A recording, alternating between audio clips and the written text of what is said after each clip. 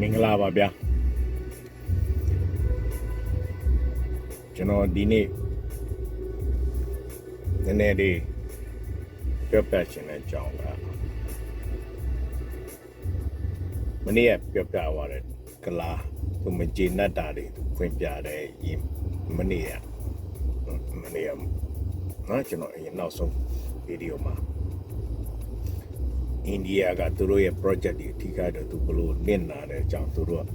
မင်းအောင်လိုင်းဘလို့ warning ပေးထားတယ်ဆိုတဲ့အကြောင်းပေါ့နော်မြန်မာစစ်တပ်ကတန်ရရှိတယောက်အိန္ဒိယမှာရှိတဲ့မြန်မာ embassy ကတန်မှုကပတ်တွေ့တဲ့အခါကျ daily မှာတော့တွေ့တော့သူတို့ကပြောတယ်ဆိုတော့ကျွန်တော်တင်ထားတာရှိတယ်ဆိုတော့အိန္ဒိယကသူမကျေနပ်တာသူတို့တွေက14ပြောတယ် alright so တရုတ်တနည်းဒီထားဖို့လုံးမယ်လို့ထင်တယ်တရုတ်ကမပြောဘူးဒီအောင်နှစ်ဖက်ချုံဖြစ်နိုင်တယ်ဘာဖြစ်လို့ကျွန်တော်ပြောလဲဆိုတော့ဒီတင်းလေးတစ်ခုအခြေခံပြီးတော့ကျွန်တော်ပြောပြနော်ဒီတင်းလေးတစ်ခုအခြေခံပြီးပြောပြ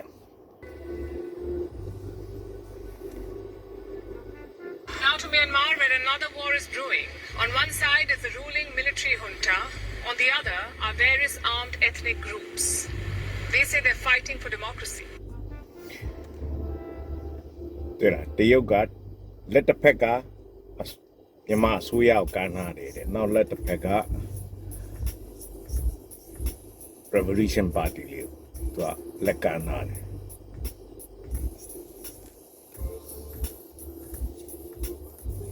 For an end to the junta's dictatorship. No matter the motive, wars are costly. This one is too. But not just for the warring factions. Another party may also be feeling the pinch. The junta's puppet master. That is China. For weeks now, Beijing has been calling for peace. It has been sending top officials to Myanmar to hold talks. It has offered to mediate with the rebel factions, and now Beijing is flexing its military muscle. On Saturday, China launched combat training activities along its border with Myanmar. It released videos of the drills. You can see armored vehicles, artillery getting fired, and officers shouting orders at the troops. It is all meant to be very intimidating, I'm sure. China hasn't said how long these drills will last, nor has it mentioned how many soldiers are taking part. It said the aim was to check its readiness for emergencies, to see how it could, and I'm quoting, control and close နေဆက်မှာတရုတ်တွေစီရေးလက်ကျင်းနေတဲ့ဥစ္စာ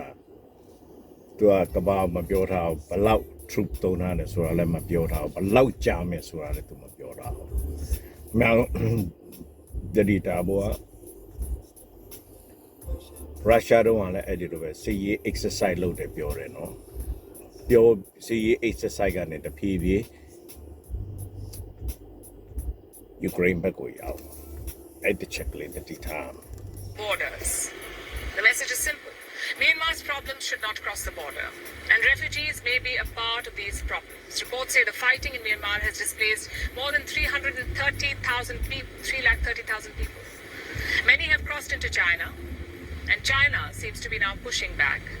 with the muscle flexing and with tear gas.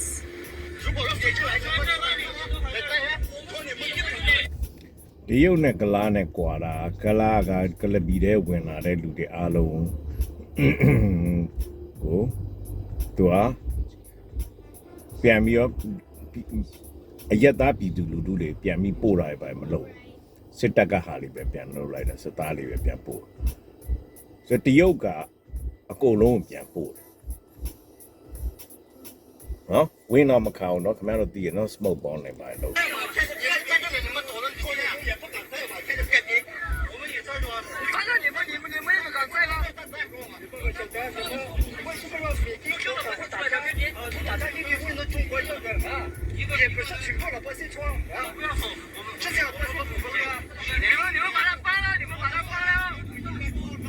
你们不要靠了。China's stance seems to have hardened after last Thursday. After this attack on a goods convoy, rebel drones reportedly set more than 100 trucks on fire. Over $14 million worth of goods were lost. This attack took place near the town of Busei. It's a major trading hub. One of the မူဆယ်နာကုံကားလေးတိုက်ခံရတယ်ဒီတည်င်းမှာတော့သူတို့ကပြောတယ် rebel လို့ပြောတယ်ကျွန်တော်ကတော့လုံးဝ rebel လို့မသုံး revolution freedom fighter လေးရဲ့ drone မှာအဲ့ကုံကားလေးတမလိုက်တယ်လို့ပြောတယ်နော်ဒါသူပြောတာကျွန်တော်တော့မသိချင်ဘူးသူပြောတဲ့ကိုကြည်ချင်းအပြင်ဒီလောက်ရက်က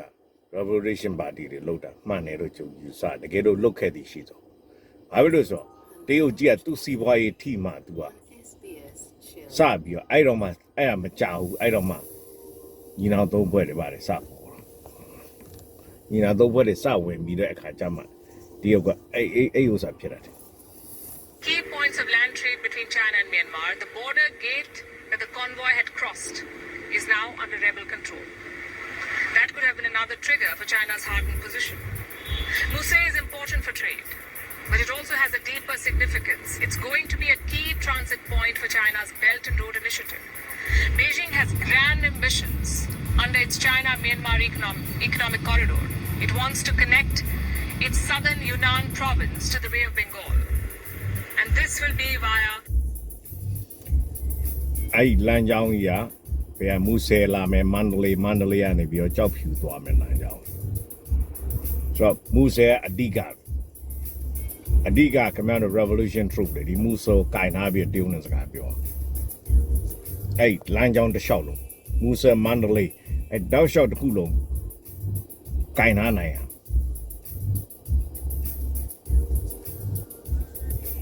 $1 billion railway line, and that railway line is set to pass through Muse. So the town is critical to Beijing's schemes. The convoy attack and the fall of the border gate would have sent alarm bells ringing.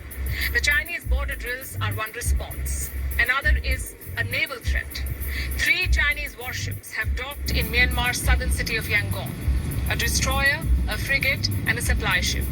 700 Chinese sailors arrived on these vessels yesterday.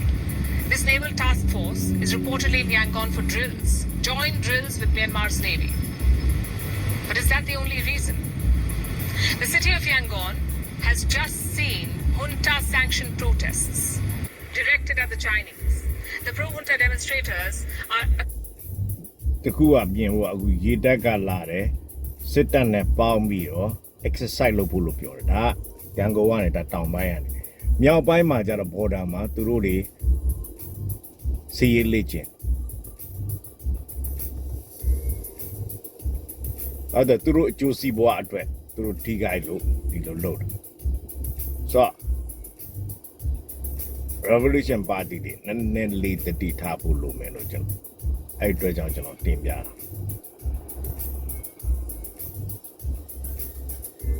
accused China of supplying drones and weapons to the rebel groups. Drones similar to the ones used to destroy the convoy near Muse. This protest was seen as Myanmar's junta lashing out at Beijing, complaining about what looks like China's double game. After this looks like China double game. သွန်နှစ်ဖက်ကစားနေအမှုဆဲမှာ drone နဲ့အဲ့ drone တွေကသူရှိသူပတ်သွားတာသူ့ရဲ့ကုံတွေလမ်းကြောင်းတမခံလိုက်ရကုံကားလေး revolution party လေး revolution ဖွဲ့တယ်တမလိုက်တယ်ပြောတယ်အဲ့ drone မှာတရုတ်ကလာတဲ့ drone ဆိုတော့ဒါကမရို good move တရာတမန်ကန်တဲ့ move ဒီကောင် double game ကစားနေရတော့တရုတ်ကact of defiance, Beijing has sent its warships to Yangon. It's another အဲ့ဒါပြီးသွားတော့မှဘီဂျင်းကနေပြီးတော့ရေတပ်ကိုလွတ်ချလိုက်တယ်ရန်ကုန်အဲ့ site လုပ်မယ်ဆိုပြီးတော့အဲ့လူပေါင်း900လားခုနပြောသွားအဲ့900လုံးပြန်သွားလားမပြန်သွားလားဆိုတော့မသိချဘူးဒီတိုင်းပြည်ထဲမှာပဲရှိနေတာမရှိဘူးအဒါကိုခင်ဗျားတို့တတိထားဖို့အတွက်တတိကိုမပေါ့ဖို့အတွက်တတိအဟောင်းမှာဒါကတော့လွန်ခဲ့တဲ့ဘယ်နှစ်ရက်က10ရက်လောက်ရှိပြီတတိအဟောင်းအဲ့မဲ့ကျွန်တော်ပြန်သုံးသပ်ကြည့်နေဒီတတိ show of force. It seems China is using intimidation tactics on both sides of Myanmar's border, threatening both the junta and the rebels. It seems to want both factions to do its line and eventually. နှစ်ဖက်လုံးသူကဒီဘက်ကရေတပ်ကလွှတ်ချလိုက်တာလဲသူကဟိုဘက်ကအဖွဲကိုထိမ့်မှုအတွက်ဟိုဘက်ကထိမ့်မှုအဖွဲတွေကိုထိမ့်မှုအတွက်ဒီကောင်တွေကလွှတ်ချလိုက်တာဖြစ်နိုင်တယ်။နောက်ဟိုဘက်ကလည်းကုန်စည်တွေဘာညာလေးကိုစာပိတ်ဆို့ပြီးတော့ဒီညီနောင်သုံးဖွဲ့ကို supply လုပ်နေတာလဲစစ်တပ်ကိုတဲ့သူကနှစ်ဖက်ခွပြီးတော့ဒီကောင်ကစားနေရနော် profit from the chaos in Myanmar. မြန်မာပြည်မတည်ငြိမ်ဖို့အတွက်ဒီကောင်ကစားနေတာနောက်တစ်ချက်ဘာဖြစ်လို့ဒီကောင်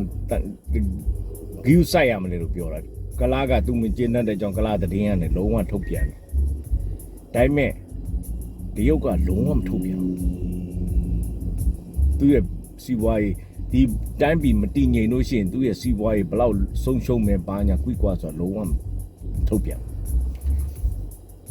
အဲ့တော့ကျွန်တော်တယောက်တည်းအမြင်ပေါ့နော်ပြောပြရမယ်ဆိုရင်ဒီတရုတ်ကိုခမည်းတော်တိုင်းရင်းသားအဖွဲ့တွေထိန်းနိုင်မှုတလန်းတော့ရှိတယ်အဲကျုပ်အမြင်ပေါ့နော်သူ့ရဲ့စီးပွားရေးတွေဖြစ်တဲ့အဓိကကြောက်စိမ့်ကနိုင်ငံခြားတွေမပါပဲအရင်တော့ကစွီဂျီလက်ထက်မရောက်ခင်ပါတယ်မဘီလီယံ30ကျော်ဖို့တရုတ်ကပဲဝယ်နေတာအဲ့ကြောက်စိမ့်ဘီလီယံ30ကျော်ဖို့ခမည်းတော်စီကဝယ်ပြီးမဲ့ဒီတရုတ်ကဒီ30ဘီလီယံကနေပြီးသူကလှုပ်သွားတာ300ဘီလီယံလောက်လူသူကလှုပ်သွားတခါကျ300ထဲတောင်ကြော်ဦးမှာကျွန်တော်ဒါခမန်းကြီးနဲ့ပြောပြတယ်အဲ့လောက်ထိဒီကောင်ကအကျိုးမြတ်လှုပ်သွားဆိုတော့ဒီသူအကျိုးမြတ်ရမယ်ဟာကိုလည်းခမည်းတော်ကဒီဟာပိတ်ဆို့လိုက်ရပိတ်ဆို့ပြရ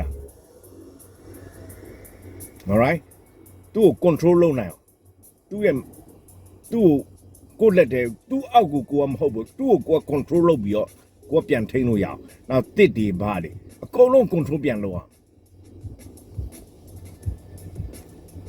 အကုန်လုံး control ဘာလို့အခုကခမည်းတော်အဲ့ဒီဟာ control လုပ်နိုင်တရုတ်ကခမည်းတော်ခိုင်းတာပြန်လုပ်လာအောင်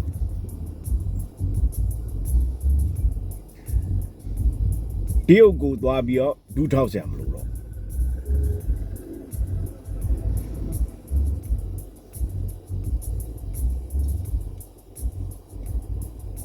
အဲ့အကွက်တူ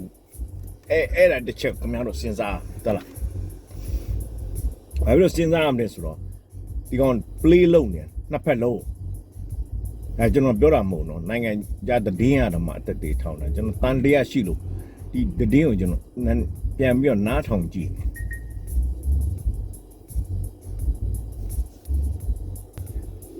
ဒါတော့ Europe က DW Europe ကပေါ့နော်ဒီ France နေပြောတယ်တည်င်းလေးတစ်ခုပေါ့နော်အဲ့တည်င်းလေးတစ်ခုဒီနားထောင်ကြည့်လိုက်ဒီကျွန်တော်တို့အဲ့ဒီတည်င်းပုံမှာလည်းသုံးသပ်ပြ The Chinese government has invested billions of dollars in this area, which is unstable now, because they have built a pipe for gas, oil. 70% of the oil consumption in China is coming from the Gulf. So now they have built from Sittwe to Yunnan pipes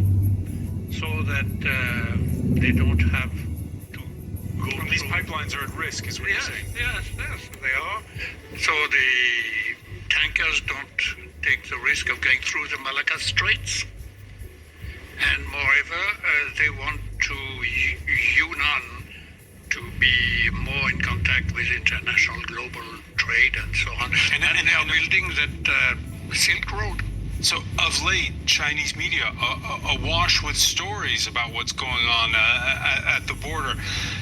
If the junta finds itself in direct opposition with China, is that what happens? Well, that's bad news for the junta. Because clearly the Chinese are upset, and they have said so also by the spokesman of the government recently, asking all sides concerned, all parties, to come to some kind of understanding That's a warning.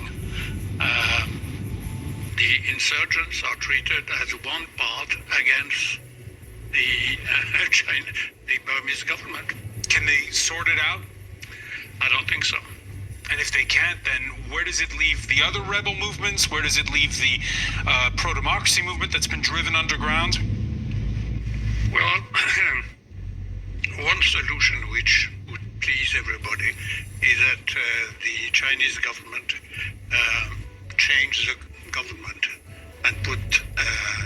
a government which is palatable for the international community. But it's not good. I don't think this is going to happen, unfortunately. We may have a war going on, which this has been going on for ages. And When you say a war, do you mean a civil war or no, war civil between? war, Yeah. yes, ethnic groups. And the Chinese have an ethnic group also in that area called the Wa. And this group is a very important group. They have an army of 30,000 people with heavy equipment, artillery, heavy mortars. But so far they kept low and they waited quite likely for instruction because this war group is totally under control of the Chinese army. And when the head of the junta talks about the risk of the country breaking apart, is he exaggerating to rally people around the flag? This I think is the correct assumption, because I don't think they have the means to crush down any attempt to create a government in exile or a breakaway Shan state or something like that. But this is a way of saying to the Chinese government, we know the situation. We are doing what we can. Please bear with us. Jean-Michel Lacombe, many thanks for joining us. Thank you. Stay with us. There's much more to come. More news. ဒါကတော့ခုပြောရတဲ့တယောက်ကပြင်သစ်တန်မတ်ကြီးပေါ့အရင်တော့တရုတ်ပြည်မှာတာဝန်ထမ်းဆောင်ခဲ့တဲ့ပြင်သစ်တန်မတ်ကြီးပြောသွားတာနော်တရုတ်ကရေနံနေမှုဆယ်ကနေပြီးတော့ကြောက်ပြီ 20% နော် 20% နော်20ရာခိုင်နှုန်းတရုတ်ပြည်အတွက်အထောက်အကူပေးနေတာအဲ့စီကတရုတ်ပြည်အတွက်မီးအတွက် 20% မနေဘူးတဲ့တရုတ်ပြည်တပြည်လုံး 20% အဲ့တော့ခင်ဗျားတို့ဒီ pipeline ခင်ဗျားတို့ level ညှစ်လို့ရတဲ့အကွက်အဲ့တော့ဒီဒေသလေးခင်ဗျားတို့ကအပြက်ကိုချုပ်သိမ်းနိုင်ချုပ်ထားနိုင်ပြောအောင်နောက်ပြီးတော့အဲ့ railway silk road အတွက် railway အဲ့ဒီဒေသလေးအဓိကခင်ဗျားတို့ချုပ်ဝင်နိုင်အဲ့ဒီအဓိကလေးခင်ဗျားတို့ချုပ်ထားနိုင်ပြီအခုလည်းတော်တော်လေးခင်ဗျားတို့လာနေပြီချုပ်ထားနိုင်ချုပ်ထားနိုင်ဒီတရုတ်ကြီးဟာခင်ဗျားတို့နဲ့ကိုညှိအောင်နောက်တစ်ချက်သူ worry ဖြစ်နေအခုပြောသွားတဲ့အတိုင်းပဲအဲ့ဗမာပြည်အပိုင်းကွဲသွားမှာသူတို့ဆိုရင်ဘာလို့ဆိုလက်ရှိအဲ့ဗမာပြည်တကွင်လုံးအုပ်ချုပ်မဲ့အစိုးရဆိုတာသူတို့ကမရှိသေးဘူးဆိုတဲ့အတိတ်ပဲပေါ်နေတယ်သူတို့ပြောတဲ့စကားတွေဒါ France သူတာမတ်ကြီးတရုတ်ပြည်ကမှတာဝန်ထမ်းဆောင်နေတဲ့တာမတ်ကြီးဆိုတဘောကဒီမှာလဲ France မှာလဲ NUG ကိုအတိမတ်မပြုတ်သေးတယ်ဆိုတဲ့သဘောပြနေတယ်တကယ်လို့ဒါ NUG ကိုဒီအားလုံးရဲ့ကိုစား government တခုအနေနဲ့သူတို့ကအတိမတ်ပြုတ်မယ်ဆိုရင်သူတို့ကအဲ့မှာ NUG လို့ပြောမယ်မပြောသွားဘူးနော်ခင်ဗျားတို့ကြားတဲ့အတိုင်းကျွန်တော်လုပ်ပြောတာမဟုတ်သူပြောတဲ့စကားတွေအကုန်ပြပြဆိုတော့အတရုတ်ကအဲ့ worry ဖြစ်နေအဲ့အားလုံးကကို data ကိုခုနကလာ worry ဖြစ်တယ်လို့တရုတ်လည်း worry ဖြစ်ကလာကပေါ်တင်ပြောတယ်တရုတ်ကပေါ်တင်ပြောအဲ့တော့တရုတ်ကိုနည်းနည်းခမရတော့တတိထားရမယ်ဒီကောင် double cross လုပ်မယ်လို့ယူဆနေ double cross လုပ်မယ်လို့ယူဆနေမဟုတ်လုပ်မယ်ဆိုတာလူတိုင်းကတော်တော်များများသိနေဆိုတော့အဓိကအဲ့ကြောင်စိတ်မှာခင်ဗျားတို့အဲ့ data တွေအကုန်လုံးတတ်နိုင်တယ်အခုကတော့ revolution နဲ့ busy ဖြစ်နေတော့တတ်နိုင်ခင်ဗျားတို့အဲ့ data တွေချုပ်နိုင်လို့ရှိနေခင်ဗျားတို့ညီနောင်3ဖွဲ့နဲ့ခင်ဗျားတို့ကြောက်ဖြူကိုထုတ်လို့ရသွားပြီ ကြောက်ပြရတဲ့စင်ခင်ဗျားတို့ပါခင်ဗျားတို့တကဘာလုံးဖြန့်လို့ရပြီဒါတော့30 billion per year ဆိုတဲ့ခင်ဗျားတို့ကြောက်စိမ့်ကတကဘာလုံးကိုခင်ဗျားတို့ဖြန့်လိုက်တဲ့ခါကျရင်300 billion လောက်ခင်ဗျားတို့ရနိုင်တယ်လားရှိသွားပြီအဲ့တော့တရုတ်ကခင်ဗျားတို့တကိုးစည်းနဲ့ပေပြီးတော့ဝယ်ထားတာဆိုတော့ဒီလမ်းကြောင်းခင်ဗျားတို့ဒီတရုတ်ကူမကူဒီကဟိုခင်ဗျားတို့ချုပ်ဖို့အရေးကြီးတယ်ချုပ်ဖို့အရေးကြီးတယ်အဲ့ဒါအဲ့ချုပ်နိုင်လို့ရှိရင်ဒါခင်ဗျားတို့တရုတ်ကိုချုပ်နိုင်ပါတယ်တရုတ်ကိုချုပ်ွက်ဖြစ်သွားတယ်အဲ့တရုတ်ကိုချုပ်ွက်ဖြစ်သွားတဲ့အတွက်ကြောင့်ခင်ဗျားတို့နဲ့ပဲတူညှိရတော့စစ်တပ်ကိုလက်ကိုလှုပ်တော့အခုလေ तू ကဒီလိုဖြစ်နေ shaky business ဖြစ်နေစစ်တပ်နဲ့ business လုပ်ရဆိုတော့ဒါလေးတွေကိုကျွန်တော်တွေ့လို့နော်ပြောပြချင်အဲနောက်ဆုံးအနေနဲ့ကျွန်တော်ပြောချင်တာကတော့မနေ့တနေ့ကခင်ဗျားတို့လည်းအားလုံးတွေ့ပြီးမှာမို့ဆန္ဒပြနေတဲ့ chat တွေလေးနှစ်ယောက်အရက်ဝတ်နဲ့စစ်တပ်တဲ့ပြစ်တက်လိုက်တယ်မနေ့တနေ့ကတာမွေးမာလာပါတရားကွင်းနေမီးရှို့ဆိုတော့အဲ့ခင်ဗျားတို့ရန်ကုန်မှာလှုပ်ရှားမဲ့လူတွေပြောချင်တယ်မလို့အပ်ပဲနဲ့ unnecessary ဒီဆန္ဒထွက်ပြတာတွေမလုပ်နဲ့အရာမရောက်ဒီကောင်လေးအခုကြောက်ကန်နေတာဆိုအရာမရောက်အရာရောက်တဲ့ဟာမျိုးတခါတည်းလုပ်အနည်းဆုံးကိုယ့်ဘက်ကတယောက်ကြမယ်ဆိုသူ့ဘက်ကတယောက်လောက်တော့တည်သွားနိုင်တဲ့ဟာမျိုးလို့လုပ်ရအဲ့အလုပ်မျိုးပဲလုပ်ကြားလားနော်အဲ့တော့ခင်ဗျားတို့လည်းကြုံအရင်ကပြောပြထားပြီးပြီဘယ်နားမှာစစ်တပ်ကရိုးစစ်သားတွေတော့မဟုတ်တော့အကောင်ကြီးလေးရဲ့မိသားစုတွေပဲမှရှိတယ်ဆိုတော့ကျုပ်ပြောပြခဲ့ပြီးပြီကံတာယာဆေးရုံ9ထပ်မှာရှိတယ်အဲ့မှာလုတ်တဲ့ဆရာဝန်တွေဆရာမတွေ nurse တွေအကုန်လုံးကလည်းစစ်တပ်နဲ့မကင်းဘူးအဲ့တော့ခင်ဗျားတို့တကယ်လှုပ်ရှားမယ်ဆိုရင်ကံတာယာဝင်ပေါက်နဲ့ထွက်ပေါက်ရှိတယ်သူတို့ဒီအပေါက်ကပဲဝင်ရတယ်ဒီအပေါက်ကပဲထွက်ရတယ်ခင်ဗျားတို့လှုပ်ရှားဖို့အရန်ကောင်းတယ်ဒါမျိုးကတန်တယ်လေရဘာမှမဟုတ်ပဲစိုင်းမှုတွေထောင်ပြီးတော့ပြစ်တက်ခံလိုက်ရတယ်ဆိုတာမတန်မှုလို့အပြတ်လို့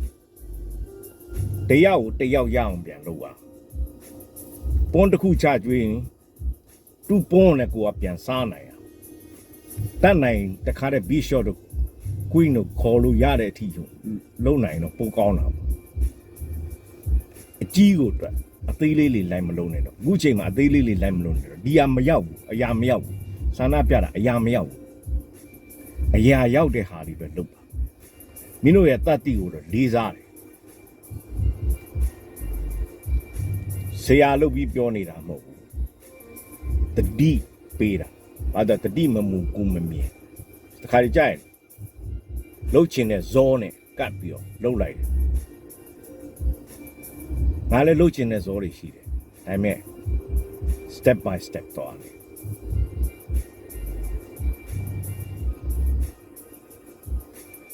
ငါလည်းလှုပ်ရှားတွေရှိတယ်အဲ့တော့ငါဒီဟာလေးပြောတဲ့ဥစ္စာတွေကိုဒီကောင်လေးတိသွားပြီးတော့ငါ့ကိုတိသွားအဓိကတိသွားပြီးတော့ငါအမေဒီကောင်လေးတတ်ပစ်လိုက်အဲ့တော့ငါမှလည်းလှုပ်ရှားရှိတယ်မင်းတို့ပြောလို့မရဘူးဒီတည်း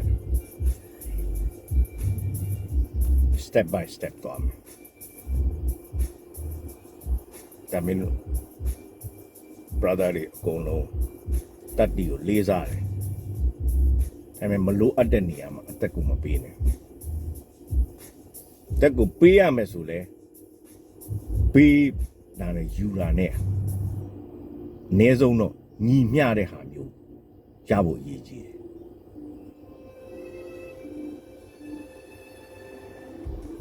အပိုင်ဝင်စောဟိုတမင်းကျော်ဆိုင်မှာစော်ရာမျိုးတွေပေါ့ဒါမျိုးဖြစ်ရ alright နောက်ဘယ်တော့မှအဲ့ဆန္ဒထွက်ပြတဲ့အလုပ်တွေမလုပ်ဘူး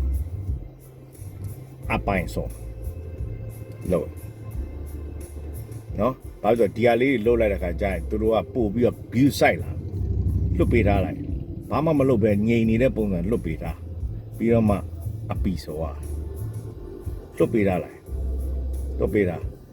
တမေးလောက်ကြာမှာဒီကိုထားမလုံးနဲ့ဒါမင်းတို့လည်းသိပါမှာဒါပေမဲ့တတိပေးတာနော်โอเคတိုက်ပွဲအောင်ပါလေအားလုံး take care ပါကျွန်တော်ခုနပြောတဲ့တဲမှာနည်းနည်းလေးကြံခဲ့ပါလို့အဲ့တော့အနောက်မှာလည်းကျွန်တော်တွဲတင်ပေးလိုက်မှာဒါ evidence တွေမြန်မာပြည်ကဒါကျွန်တော်ကြောက်စိမ့်တစ်ခုလေးပြောသေးတာเนาะခင်ဗျားတို့တိုင်းရင်ဒါကြောက်စိမ့်ဒါဗမာပြည်ကကဘာမှာ90ရာခိုင်နှုန်းတချို့ article တွေကရေးထားတာ90ရာခိုင်နှုန်း article တိုင်းလို့ရေးထားတာနောက်မှာတွဲတင်ပေးတာမျိုးကြည့်လိုက်အဲ့ဒီ90ရာခိုင်နှုန်းကဘာကိုတော့မှ90ရာခိုင်နှုန်းဖြန့်တာเนาะကျန်တဲ့တိုင်းပြည်တွေ30ရာခိုင်နှုန်းပဲဖြန့်နိုင်တာကြောက်စိမ့်